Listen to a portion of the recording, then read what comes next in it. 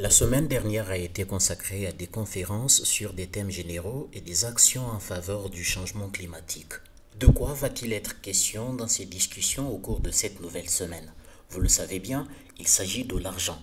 Il faut 100 milliards de dollars américains à donner aux pays moins avancés, premières victimes du changement climatique. Ce sont les États développés, les pays du G20 élargis à d'autres pays encore, qui vont mobiliser ces fonds. Ils sont en effet responsables d'une grande perturbation climatique par leurs activités au cours du processus de leur développement. Ces pays demandent avant tout des comptes de l'argent mobilisé dans le cadre de plusieurs autres politiques antérieures au bénéfice des pays moins avancés. Difficile pour certains de justifier comment ils ont utilisé l'argent donné.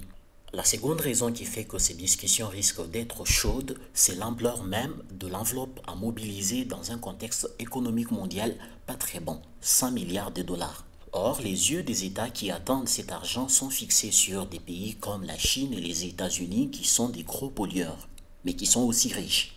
S'ils se montrent ouverts, alors les autres États, sous leur influence ou qui s'estiment petits pollueurs, les suivront facilement.